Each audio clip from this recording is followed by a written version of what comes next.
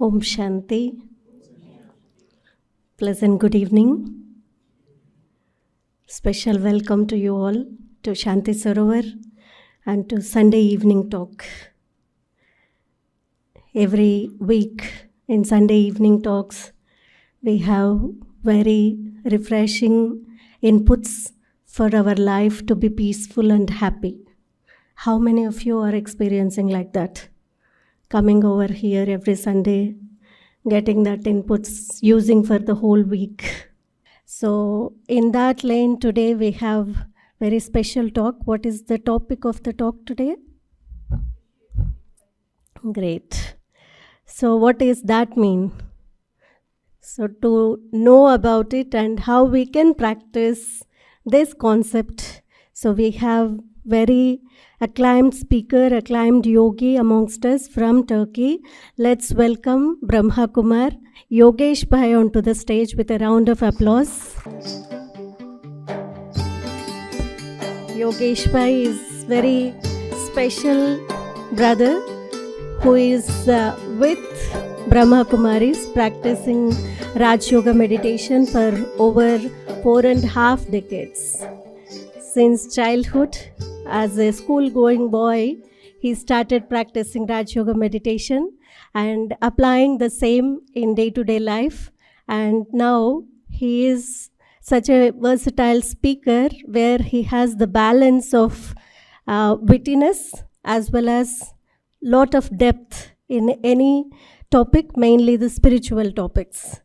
So today we have the fortune to have him here.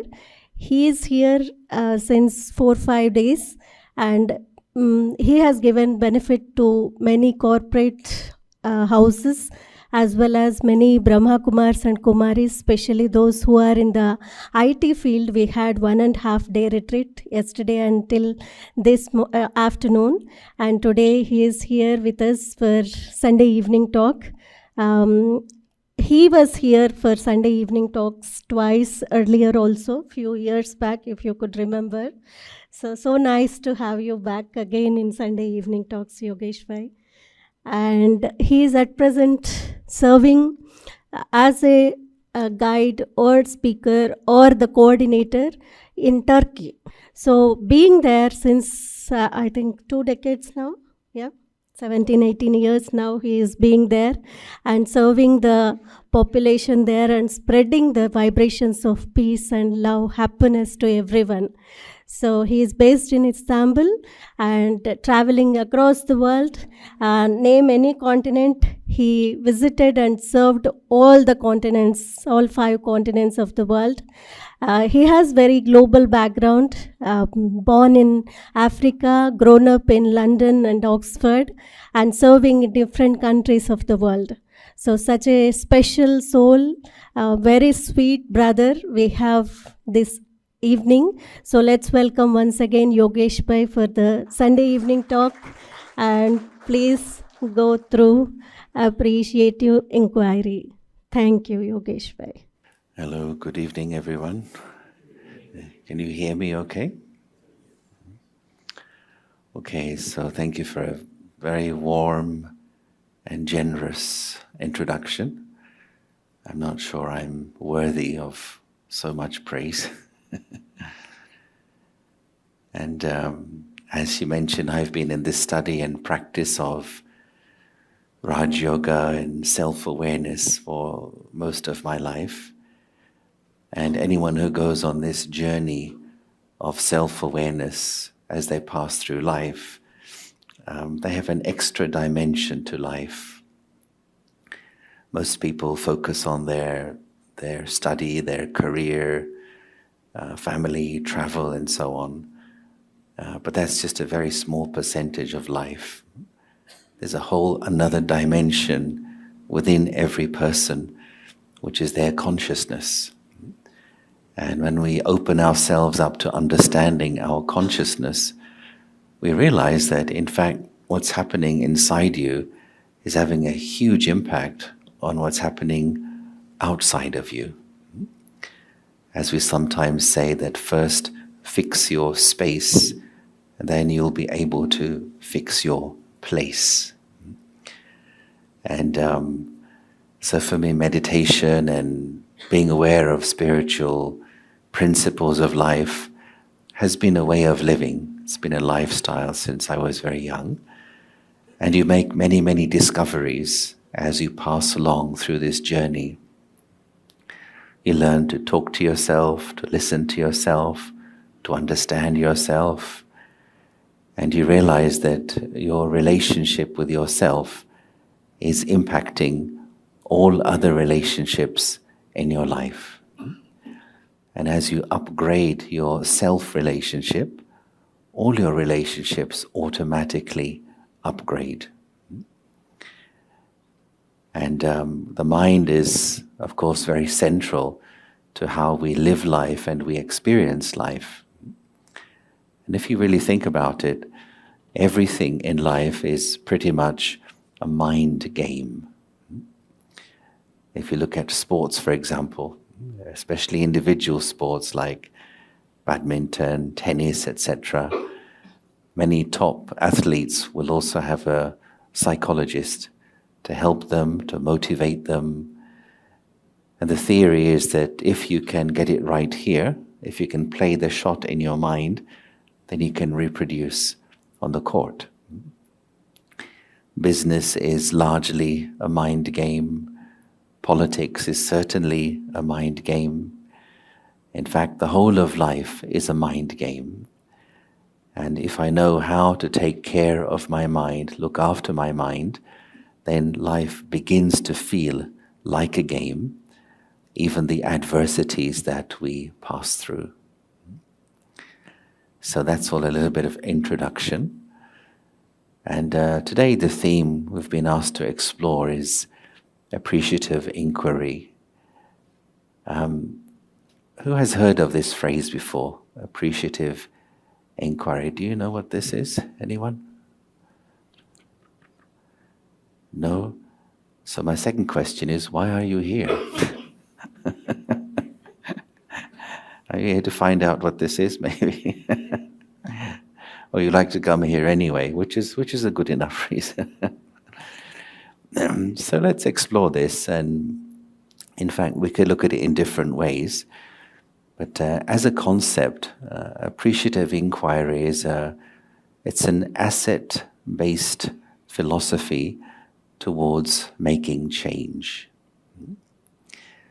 Now, let's explore this. Let's create some context first before looking at the principles of appreciative inquiry. Change. Now, what do you think about change? Do you like change? Is change good? Is change bad? You can just raise your hand and say something if you like, so I know who is speaking. Yes, ma'am. So whether you like it or not, change is going to happen. And the challenge in life most of the times is when you have to respond to the change. Yeah. Yeah, that's true. That's true. Anything else? Any other comments on change? Yeah. Change is a constant. Mm-hmm. Yeah, that's true. Yeah. Do you like change?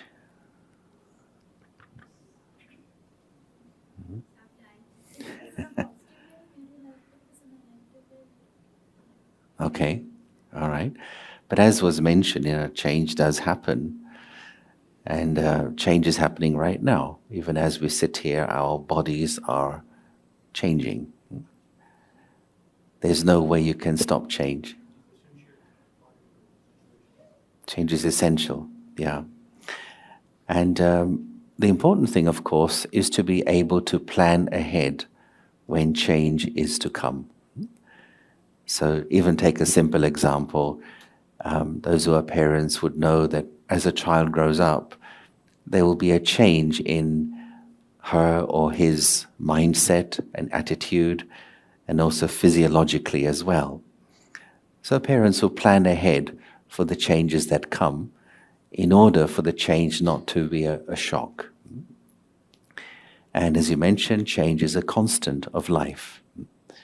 Right now, as we sit here, it seems we are still, but the planet is spinning. Yeah?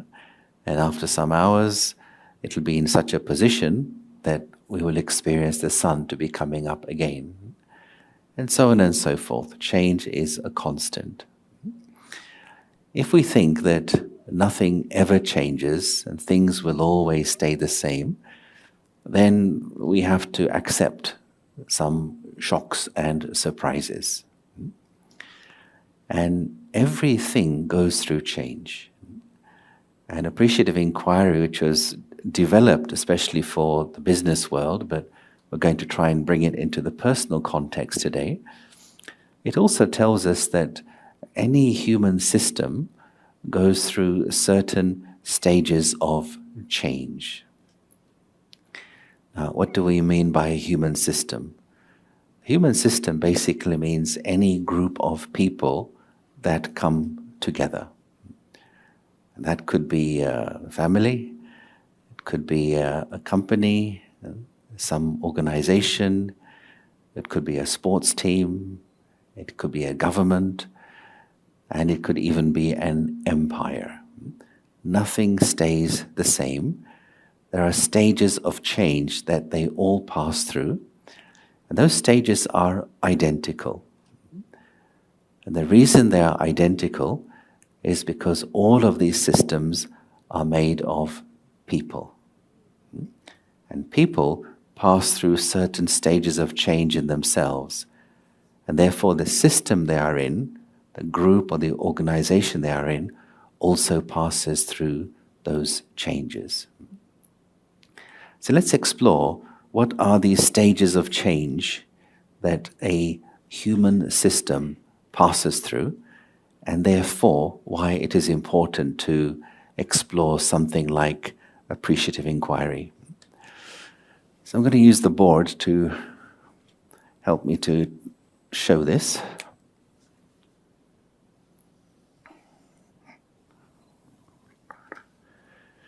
Can you see over there?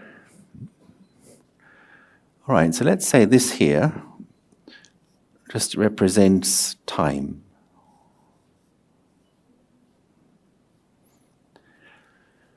And this over here represents, in arbitrary terms, any kind of success. You may say, what sort of success? Any kind of success in what you're doing or your team or even your organization. So what this theory tells us that whenever you start something new, first of all, you're going to lose before you gain. Right? And that's called a period of investment. Anybody had to have their own business here? Any business owners here? Okay, maybe just one or two. So you will know when you start, first you lose. You're having to invest your money, your time, your energy. So stage one of this process is the level of success starts here, but it's going to go down. That is known as the birth phase. And mothers will know giving birth is painful. Is it true? Yeah. So birth pain. So before you enjoy the baby, there is pain involved. The birth pains, we call them.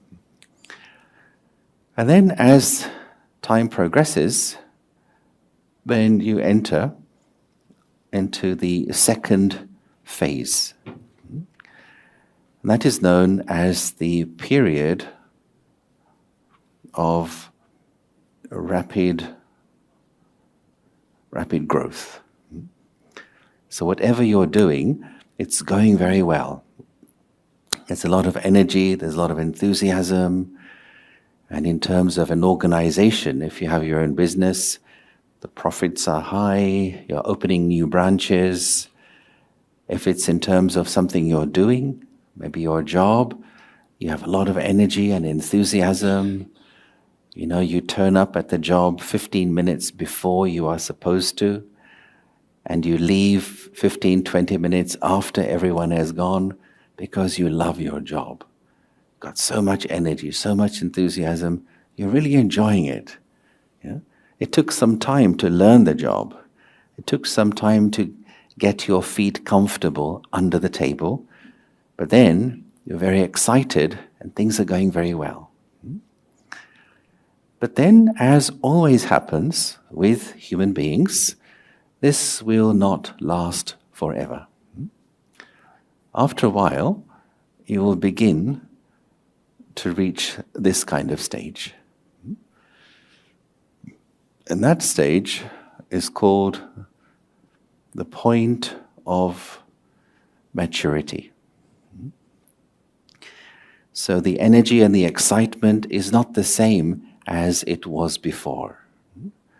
So in terms of your job, now you go to a job and you just get in. You know, the minute you're supposed to start, you walk into the office just to say, yeah, I was here on time. And you leave, you check your watch to make sure you leave when you're supposed to. You don't stay a minute longer. So whatever you are doing, it has reached that point of maturity. You cannot maintain your enthusiasm level forever. After a while, you do begin to get a little bit cool, a little bit bored with what you were doing. It's perfectly normal. That's perfectly normal. But then what happens, stage 4, is that system, we're calling it a system, it just begins to lose energy.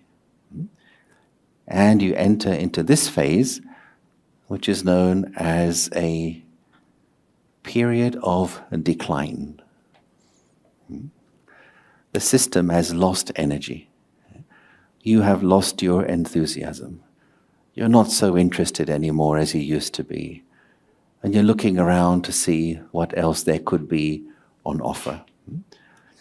Now think of in any team, even any sports team, they start off working hard, they're very successful, everything's going well, but then their success comes to a maturity level, and the team begins to decline. Of course, the players get old. Think of any music group, pop group. It's going well, they reach their peak, and then at some point they feel, well, I've had enough now, it's enough. Why can't they maintain that peak forever? They can't, because they're human beings. And human beings, after a while, they run out of enthusiasm.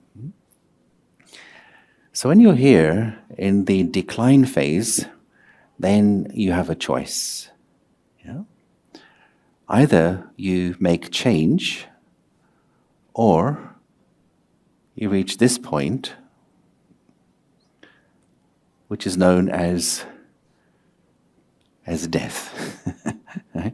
Death doesn't mean your death, but it means whatever you are doing, it'll collapse. Your team will fall apart, your organization will fall apart, you'll get fired because you're not putting in enough effort into the work. So it's just the end of that particular wave. This is called as an S-curve. It's a wave, it's an S-curve. And here is the principle. Think of people who go surfing in the ocean. So when somebody is surfing in the ocean, then that person is enjoying the wave very much. He or she is lost in enjoying the wave, riding the wave, as we say. But that person also knows that as the wave comes closer to the beach, it's going to lose energy. It's going to die. It's going to disintegrate. And there comes a point where it finishes and he or she kind of leaves the wave. But there is always another wave coming. That's the principle. No wave lasts forever, but there's always another wave coming. So too in your own life. If you feel you're at this stage, decline phase, if you're a little bit low on energy, lost, a little bit disoriented, are you holding on to a wave that is dying? Or are you ready to make change? The choice here is adapt or die. right? It's a term in the business world. You have to adapt to new circumstances, adapt to a new way of doing things. So we all experienced, for example, a couple of years ago, as the world passed through COVID, everyone had to adapt, right? Because Zoom came in, right? And people want to work from home. They don't want to come to work. Yeah? And so organizations which could not adapt or didn't want to adapt, they collapsed because people say, I don't want to work like that anymore. I have seen the light. I can work from home. So many organizations adapted to say, okay, you come 3 days a week, and 2 days you stay at home.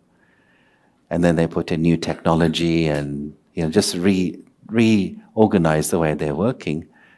So you have to adapt to the circumstances, or the enterprise, the system you're in, then collapses. So typically what happens as we are passing through these stages is at this point here, when we are in the maturity phase, you begin to a little bit get restless.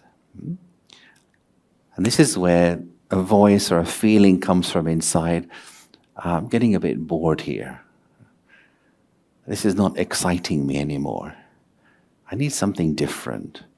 I need some change in my life, or it could be in your team or even in your family, like same old routine every day and every week. We do the same things, go to the same place.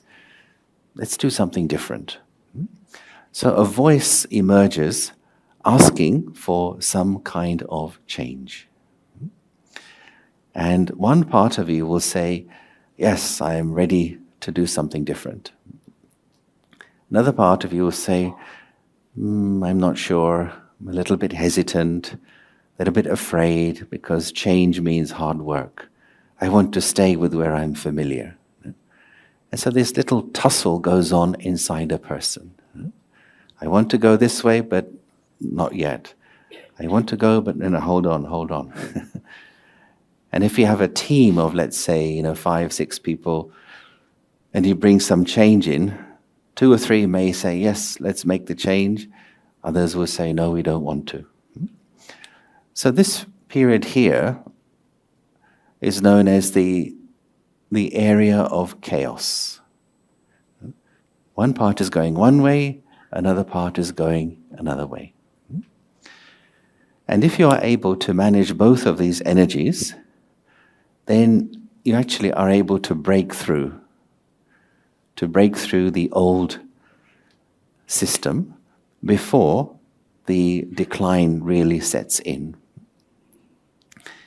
And you enter into a new period, a new phase of your life, where there is once again rapid growth. You have made some change and there's new energy, new enthusiasm. You're excited once more. And things are going really well. Now what do you think is going to happen after this?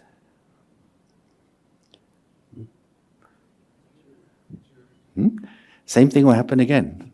Yeah. You'll reach maturity, and again you'll enter decline and the possibility of death. And once again, it will be time for you to change. Okay? And that's the S-curve of life. This is going on all the time. And the value of knowing this is to see, where am I in my life? Yeah? So if I were to ask you, how many of you feel you're in a birth phase where something new is starting for you in your life? Did anybody say you're in a birth phase? Yeah? All right, great. How many of you are in a growth phase? You're really excited, energy is flowing, you're enthusiastic, and okay, all right, 2 or 3, okay. How many of you are in a maturity phase, like what you've been doing is kind of, it was nice, but now I'm getting a little bit bored. Anybody in decline phase? Okay, well, People in maturity phase, I have some news for you. Be ready for that decline. In other words, don't think that that's going to last forever. And so be ready to, as we say, stay ahead of the curve. Think forward, think future. Okay, what should I do? And let me plan a little bit so I don't fall into a decline phase where I'm just fed up and bored and tired. So this is the important part here. And some people just get stuck for a long time in wanting to make a change, but not really ready to do it. So why is it sometimes we say, I want something to change in my life, I want to do X, Y, Z, but nothing happens? Why do we make plans that don't become practical?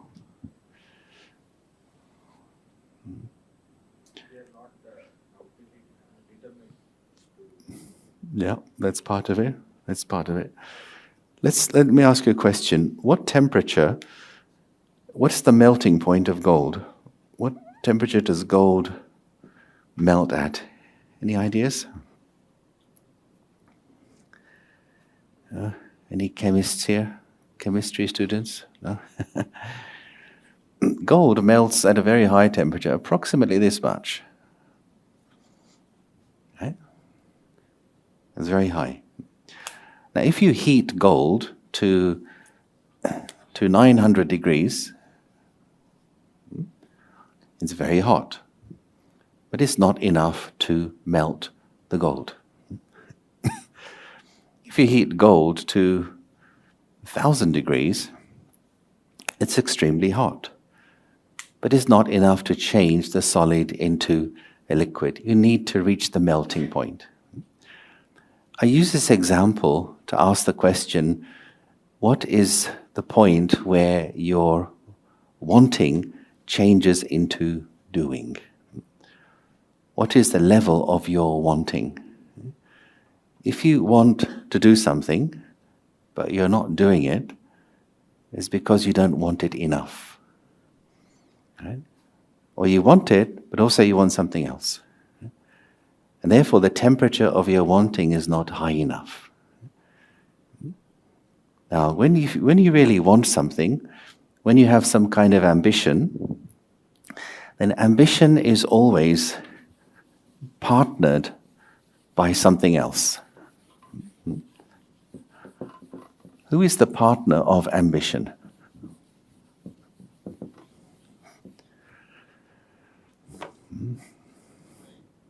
Sorry? Mind? Well, yeah, okay.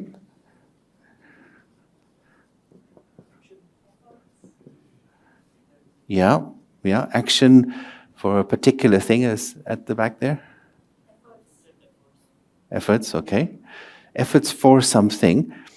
Ambition is always partnered by sacrifice. If you want something, you have to give up something else. That's just the way it is.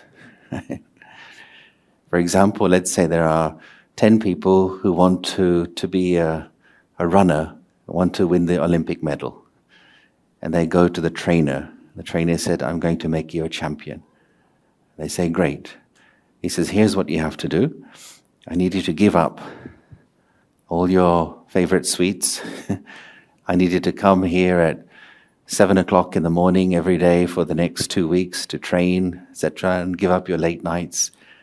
Immediately 5 people say, too much for me, can't do that. The other 5 say, yes, we'll do it. 3 days later, 2 of them drop out. And 1 week later, another one drops out. The next day, another one drops out. And only one completes.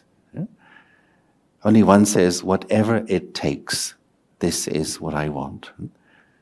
I'm prepared to give up whatever is needed in order to achieve this. So if my mind is really focused, if I know what I want, and I want what I know, the mind gets focused, and then you're able to put your plan into practice. So passing through change requires us to be clear about what it is that we really want. And that then becomes the basis also of learning how to appreciate and put it into my life.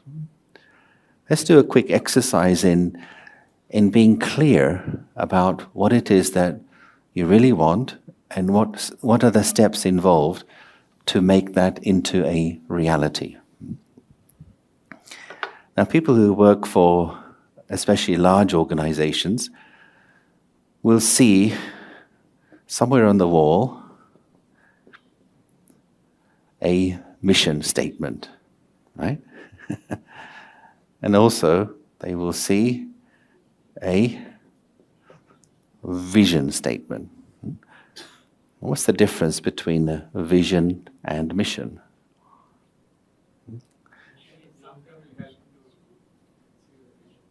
Sorry, sir? Reach the vision, yeah.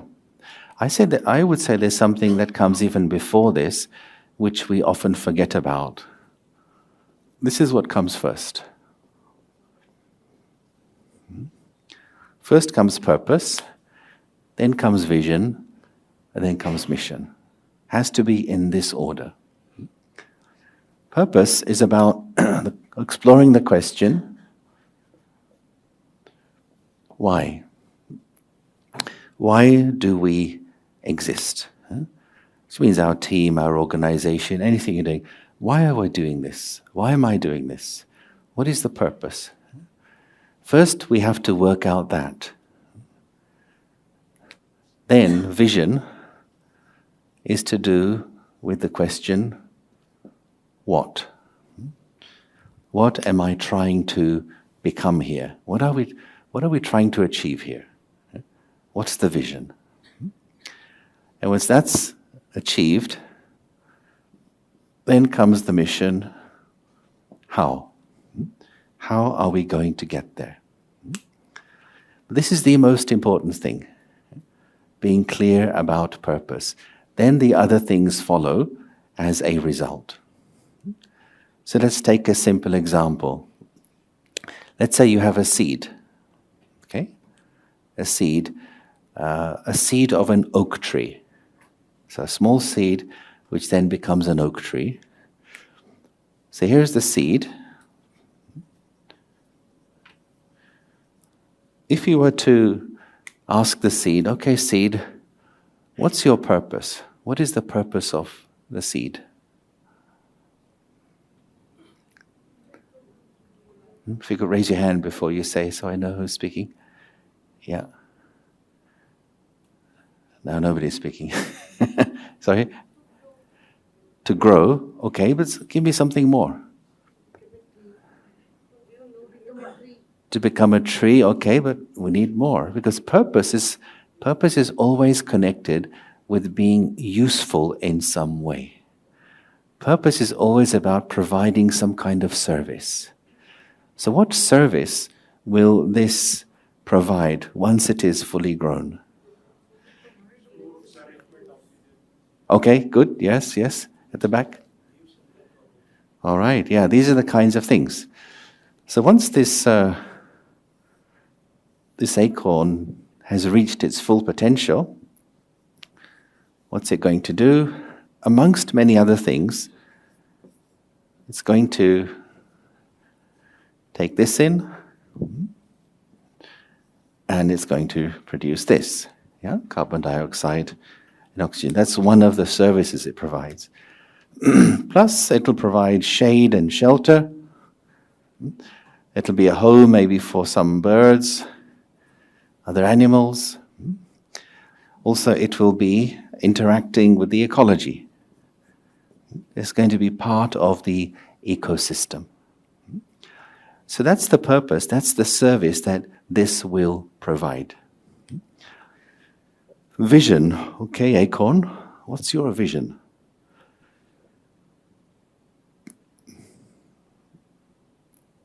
What's the vision of the acorn? What is it trying to become? A tree. That's it? Can you put some Exactly. So vision building, not just I want to be a tree. It's like saying to a child, what do you want to be? Oh, an adult. Okay, but give me more than that. I want to be a big tree with hundreds of branches, with thousands of leaves. That's the vision. The vision is that. Why? So that I can really fulfill my purpose. I can really provide a great service. Okay? So vision building is where you take off the boundaries, the limits, and you really create a vision for yourself. Okay, mission. So, little acorn, little seed, what's your mission?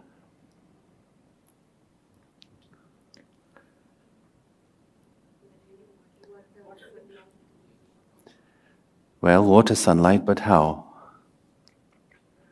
How will it come? What does this have to do?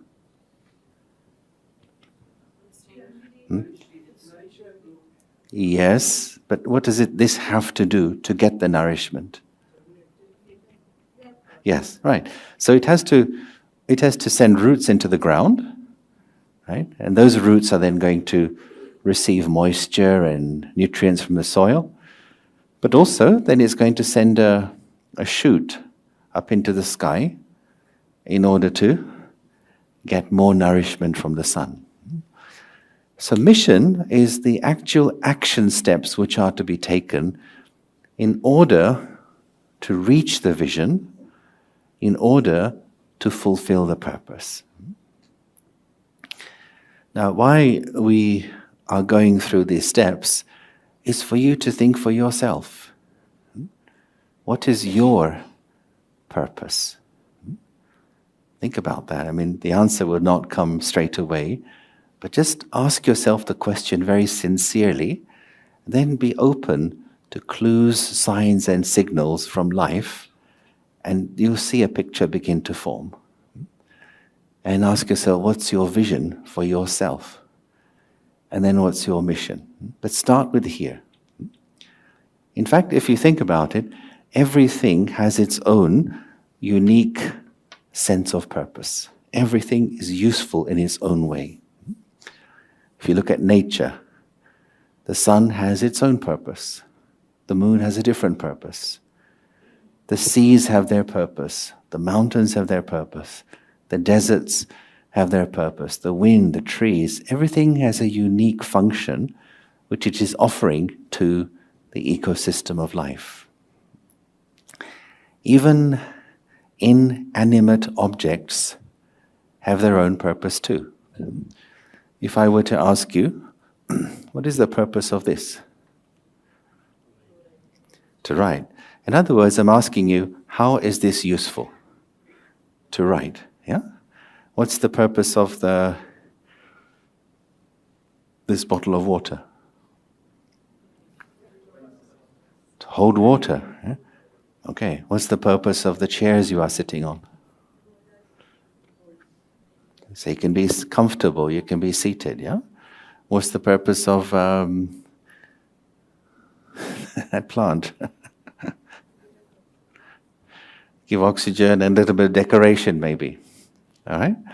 So everything has its own unique purpose, which means it is useful in some way. So if everything is useful in some way, the question is, what are you useful for? Now you have to think. Oh, okay, yeah. We look pretty similar, two arms, two legs, a nose, eyes. But internally, each one is unique and different. And so you look back over your life up to now, and you see, okay, what are the times when I felt really empowered, really motivated? Times when I was at my best. And you identify that, and you begin to see that's where your sense of purpose lies. Purpose is always something you enjoy doing, something that sets you on fire, and it is something where you have some ability as well. Now, why we're looking at purpose is because it's one of the deepest things to discover about yourself. And to do that, you need to ask yourself some good questions. And so appreciative inquiry is very much this. It's an inquiry, but it's from an appreciative mindset. It's not about asking what's wrong or what is not working, but it's about what is working and how can we build on that. So, for example, there was one study carried out using appreciative inquiry at an airport where they found an unusually large percentage of bags were going missing in this airport. And so consultants were called in to try and find out what is the problem. Now, how would you solve that problem? If you were the consultant, how would you solve this problem? Sorry? Identification of...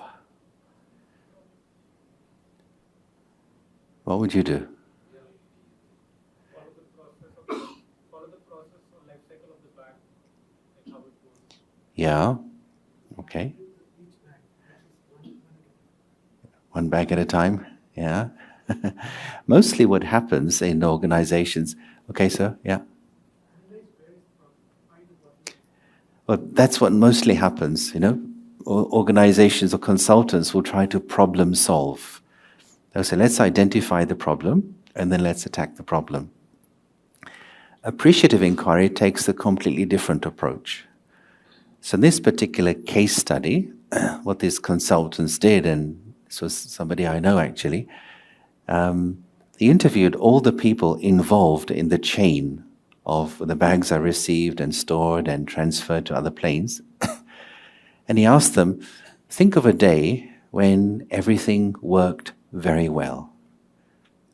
Think of a day when you did your job perfectly. So that was a beginning point.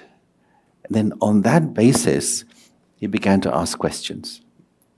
What did you do? What time did you come in? Who did you check with? Who did you work with? Who were you communicating with? So it's an inquiry based upon an appreciative mindset. Rather than what's wrong, appreciative inquiry says, let's start with what's right. And let's explore what is right and use that then to create a better way of doing things. One of the reasons why appreciative inquiry works very well is because it taps into a positive or growth mindset. If someone is coming in to solve your problems, how will you feel? If you're a worker in that airport, and a consultant is coming to solve the problem, you get defensive, right? You may operate in an attack or defend mode when you are being interviewed. And you may not be honest. And you may transfer blame to somebody else and say, I didn't get proper information, so it's not my fault, And so the emotional aspect kicks in, which doesn't allow you to really find solutions. But appreciative inquiry is telling you, I'm not going to attack you. I'm not going to threaten you. I'm not going to make you feel bad. But we're going to build on what already works, and we're going to move that forward. This is one example of how appreciative inquiry helps. Another example, in another workplace, there were employees were leaving. They were quitting the company. So if you were brought in as a consultant, what would you ask to the workers who were there, or to the bosses?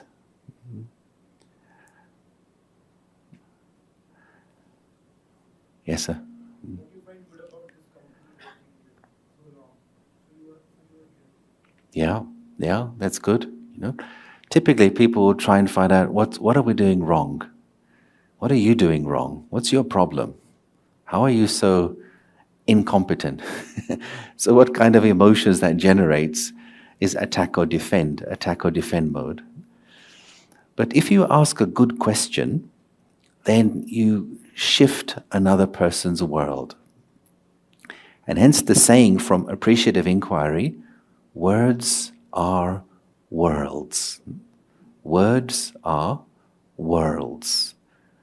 The words that we speak to each other will create a world in which another person lives. We live in the world that our questions create. And a good question is like a shovel in a gold mine. A good question can just shift your mindset. This is especially useful with children.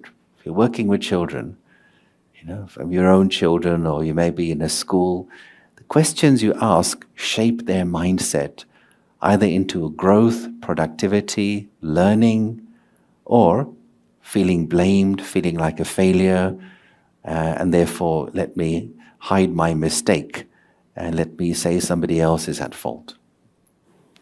This is the importance of the learner mindset. Okay, so basically it's called the 4D model, and it starts with this. The first D is discovery. So discovery is what is. What is the current scenario? Let us appreciate the best scenario that we have, what gives life, that gives us a strategic focus. So we define what we are looking at, we define our subject matter, we discover what has been a great practice, what has been successful. And then we come to step number 2, which is to dream. So dream means what could be. So based upon what is, what could be? How could we be working in the best way possible in the future? And even in a family, how could we be so that we're functioning or working very well at home, we are harmonizing with each other, we are respecting each other, we are learning all the time? What could be? And then you come to design, the third D. So this is where things begin to get a little bit more practical. What should be? So from the dream stage, now you're beginning to identify a few particulars. Let's begin to design how we are going to reach there, how we're going to make the dream a reality. And then the fourth D here is to deploy.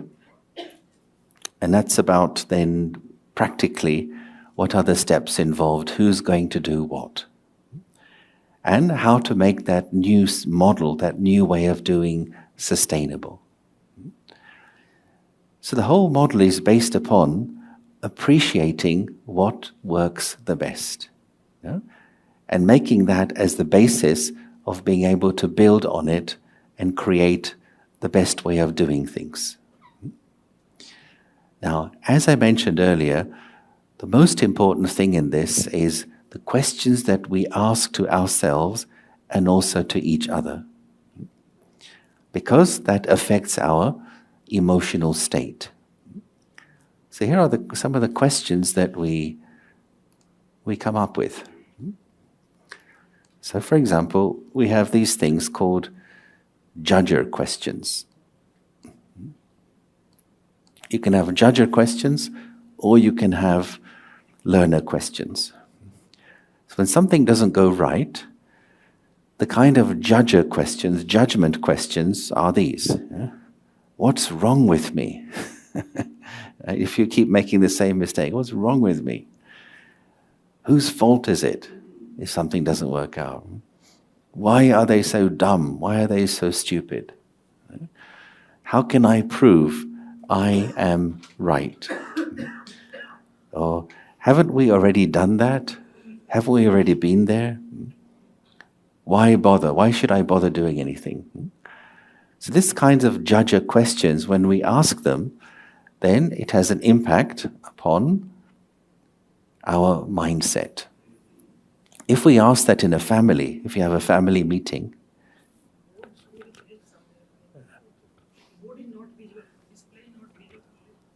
sorry, you cannot see? Oh, the board is in the way. All right. Thank you for thank you for pointing that out.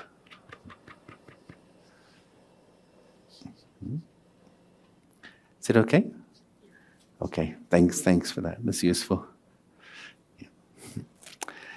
Yeah, so the consequences of asking this kind of question, whether it's in a family meeting at home or it's in a team, is this, as we mentioned earlier. The mood of pessimism is created. People feel they're being attacked. There is some stress generated and limitation or intimidation. Whenever anybody feels attacked, what do they automatically do? Defend, no? Even physically, if somebody throws a punch at you, without thinking, you will block, you will defend yourself. Happens without thinking. So too, mentally and emotionally, if someone is trying to attack you, the ego barrier comes up to justify yourself, protect yourself. And once the ego barrier is up, it's very difficult to communicate with someone. Yeah? And so appreciative inquiry is saying, approach the situation from a positive, appreciative growth mindset. So the person does not feel attacked. You would know with children, those of you who are parents, if something has gone wrong, something has broken at home, if you are, if you're used to shouting at or punishing the child, he'll be ready with his or her excuse. Yeah? Because they're operating in the attack or defend mode. So a mindset is created that's judgmental, reactive, and inflexible. But yet we do have this other option of having learner questions. And so the learner questions are these. And this is what appreciative inquiry is about. Ask the right questions to get the right answers. Change your questions and you change your world. And this happens not only with yourself, but with other people too. If you find yourself stuck in a rut, what questions should you ask yourself to get out of that? If you've fallen into a ditch emotionally, what sort of questions will help you get moving? If you have failed at something, what sort of questions should you ask yourself to move yourself out of that, rather than feeling hopeless, feeling like a failure, feeling depressed? A good question can change your life. That's how important it is. So here are some possible good questions, which are learning questions, growth type questions. What do I want? What works for me? What are the facts here? What can I learn? Accepting the situation, maybe things did not go as I wish, but what are my choices at this point? There is a saying, do not cry over spilt milk. It's already happened. But what are my choices now? What action steps make sense? And here are some questions I personally like very much. How can I move forward? I accept I made a mistake, or I accept you made a mistake. How can we move forward? Okay. So rather than getting lost in the problem, let's look for a solution together. How can we move forward? How can I grow through this? How will this make me wiser? How will this make us stronger? So that kind of question is just changing the direction of your thinking. And when your thinking is positive and appreciative and growth-oriented, you move on with your life. Yeah? And this is the difference between people who simply exist and people who actually live. People who exist are just like being dragged through life. You know? And they feel they have no control. Okay, somebody said something good, I feel good. Somebody criticized me, I feel bad. I was successful, I am on cloud number 9. I failed, I feel depressed. And they feel their emotional state is a result of the things outside of them. But people who live, they realize there is something here called an intelligence. And I can choose how I wish to see the situation. So people who live ask themselves these questions. What can I learn from this? How can I make this useful for myself? As is the often quoted example that to help a plant to grow, think of a very fragrant flower. What is it given to help it to grow? Yeah, water is there, yes, but something else which is maybe doesn't smell so nice. What do you call it? Gubre? Guber, yeah. And in Turkish it's gubre. It's a similar word in Hindi actually. It says given fertilizer. And how does fertilizer smell? Not very nice. But the plant uses the fertilizer to make itself grow and gives out a very nice fragrance. How smart, how intelligent of the plant to be able to do that. So if a plant can be so intelligent, then what about you and me? So the next time life gives you fertilizer, what should you do? Thank you very much, life. Thank you. Or should you throw it back saying no thanks? See, a fertilizer could be the behavior you don't like of someone, situation didn't work out as you wanted to.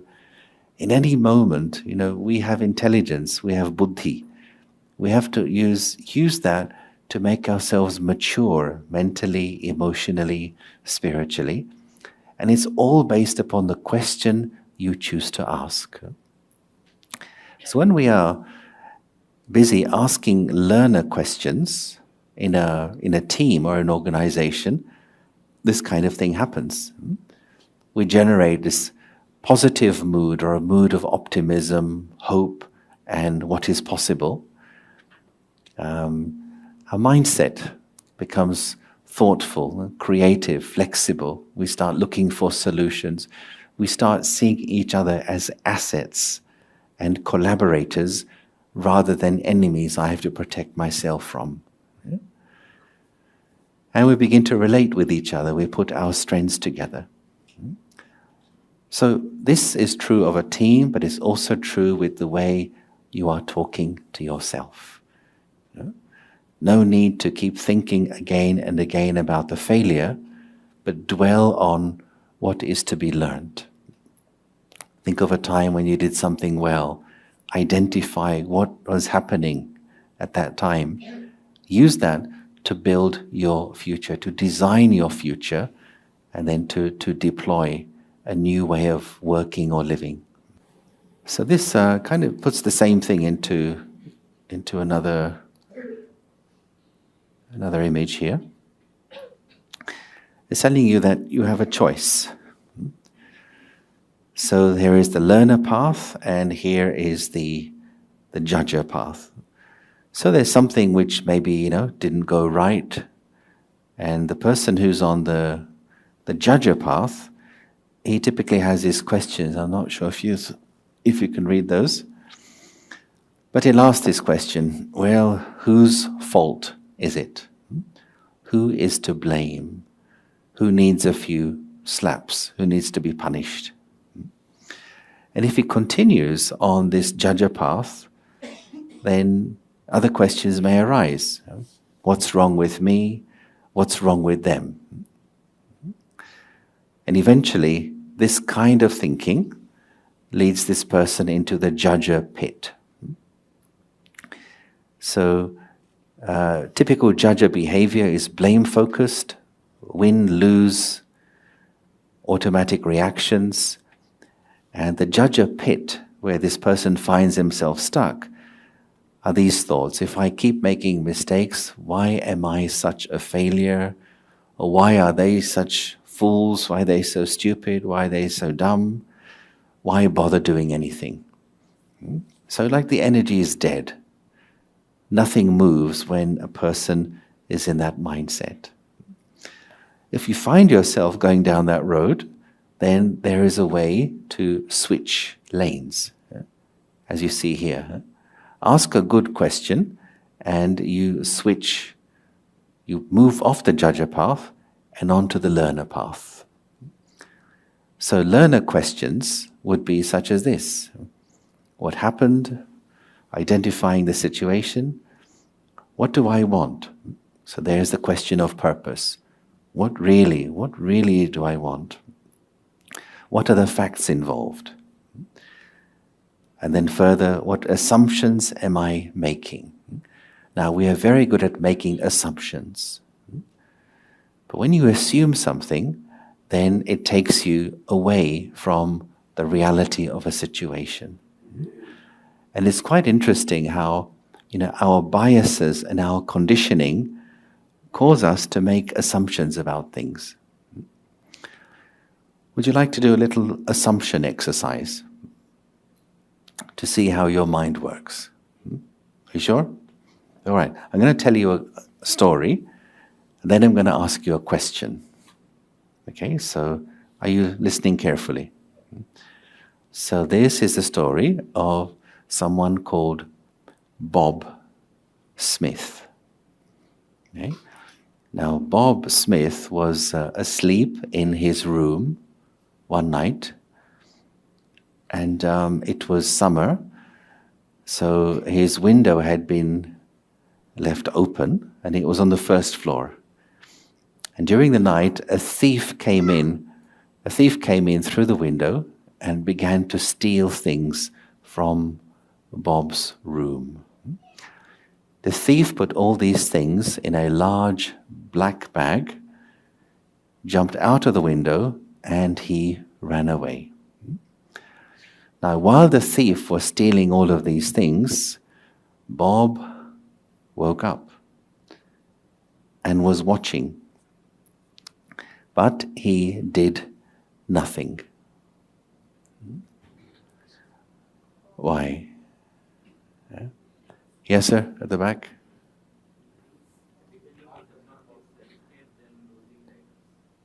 Okay, so he was afraid maybe. All right.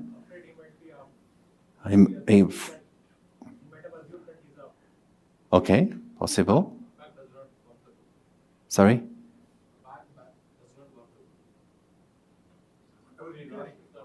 Oh, whatever he lost is not useful, not workable, so... Interesting answer. All right, something else? Yes, sir? Bob was such a kind person. No? Let him steal. Yeah. All right, okay, something else? Yes, that's a good answer. Yeah, in fact, the answer is this, that Bob Smith is a baby. Right? So when I said Bob Smith, you immediately pictured a grown-up person, right? Especially a name like Bob Smith, like 6'2". And so you made up a piece of information which I did not tell you. And so all the time I was telling my story, you were actually listening to your own story in your own mind, because the visual image kicks in very fast. And this is what happens again in homes, in offices, in the highest levels of leadership in the world. You say something, I assume I know what you're talking about. I hear the first few words of what you say, and the rest of the time I'm busy preparing my response. And asking good questions helps us to clarify the facts. Would you like one more story like this? This time probably you'll get it. All right, this is the story of a John Black. Okay, John Black. Now, it was John Black's 21st birthday, and his parents had bought him a car for his birthday. And John was very excited. So he was driving the car around, very excited, and it's going a bit too fast. It had been raining and the roads were wet, and as he came round a corner, the car skidded and slammed into a tree. It was a bit of a serious accident, and somebody saw what happened, telephoned the hospital. An ambulance came immediately, picked up John, took him straight to the hospital. It had to be an emergency operation to save John's life. And so the surgical team arrived, they put on the gloves, the mask, the hat. They're just about to start this operation, but they were just waiting for the main person, the head surgeon, to arrive. And the head surgeon was the best surgeon in the city, and some say possibly in the country.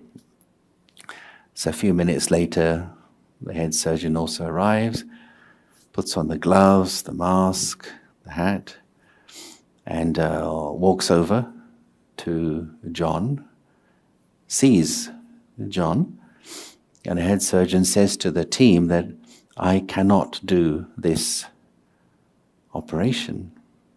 And they say, "Why?" And the head surgeon says, "Because this is my son." Right? You're not allowed to operate on the family. But the head surgeon was not John's father.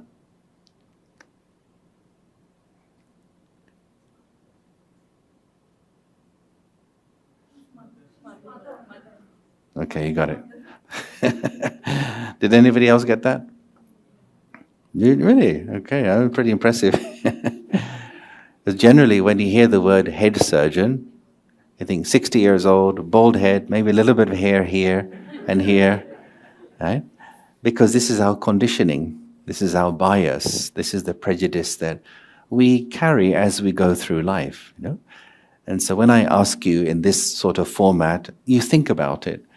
But in daily life, there are so many prejudices we are carrying about other people, we don't realize they are influencing us. It could be about anything, their age, the gender, the religion, the race, the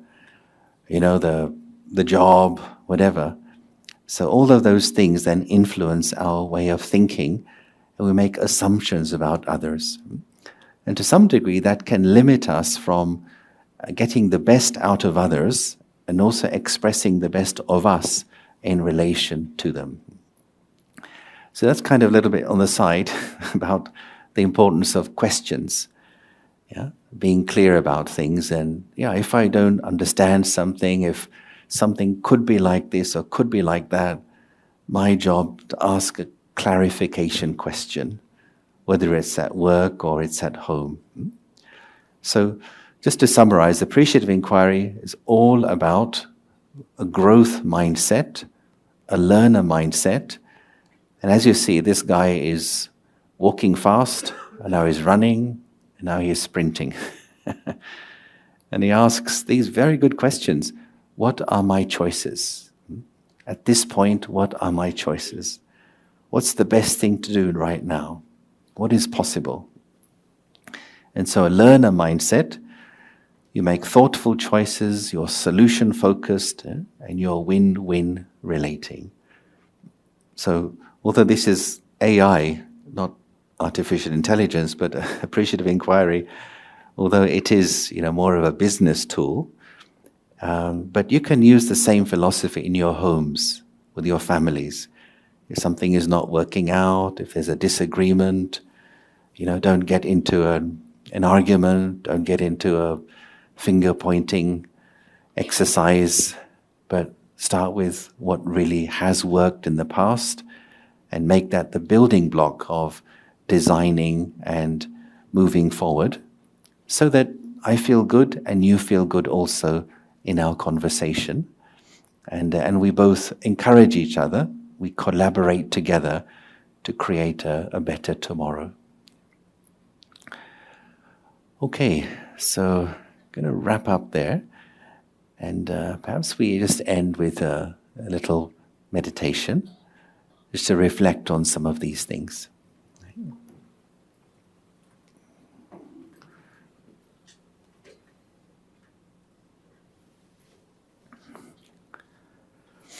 So for those of you who may be new to this, just helps to have your back straight and have your feet flat on the floor.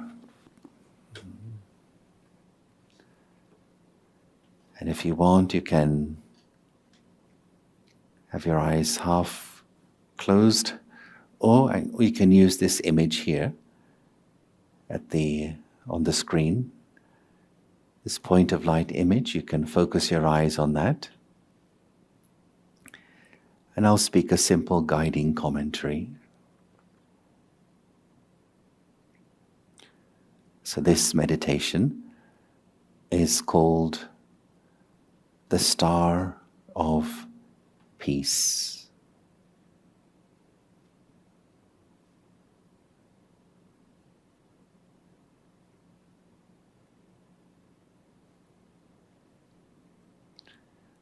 And so I sit comfortably to relax the body and also to relax the mind.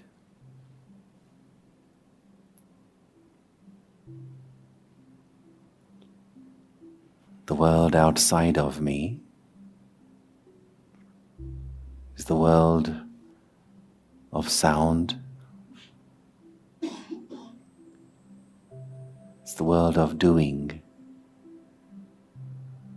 the world of actions. And I cannot control the world outside.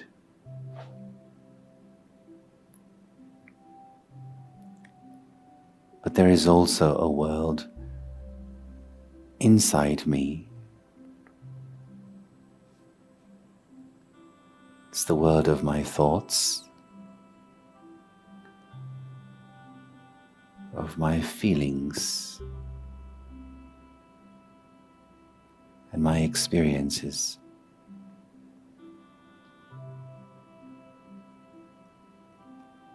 The world inside is in my own hands.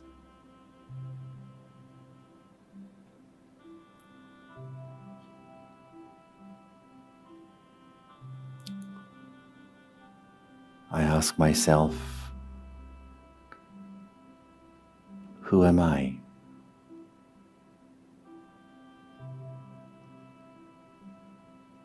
Behind all the roles I play every day,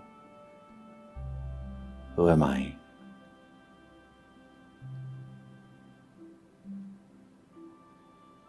Behind the labels I carry, who am I?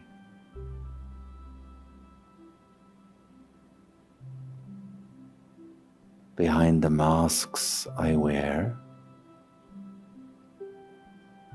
who am I?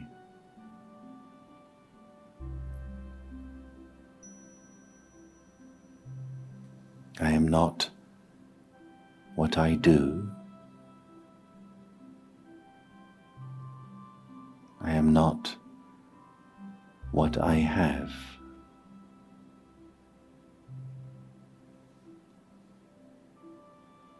And even when I look in the mirror, I see the reflection of my face, my body,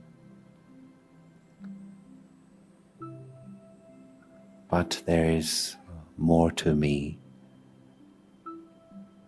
than just this.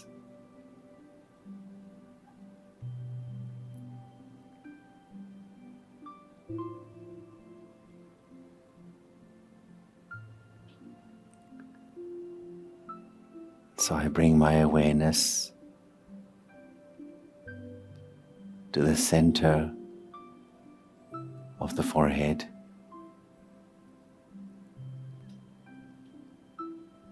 And here I picture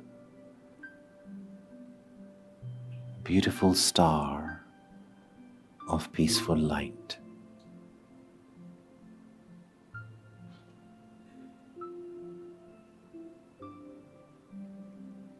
This wonderful, radiant star of peaceful energy in the center of the forehead.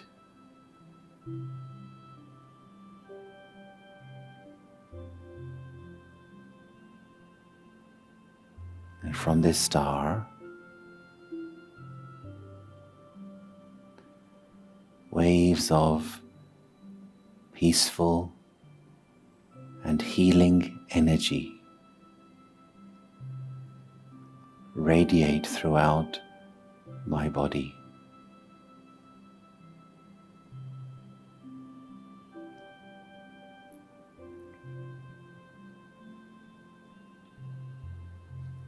This star of peace in the center of the forehead. This is me. This is I,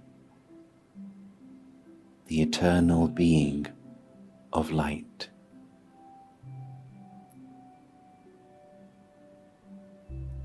This is I,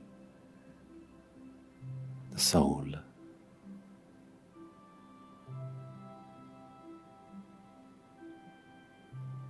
I, the soul, I am light.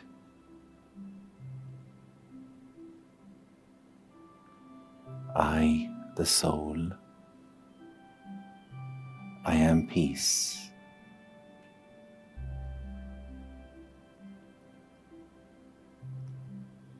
I, the soul,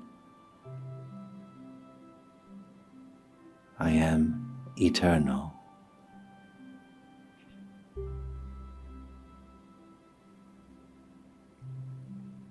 And I, the soul, I am free.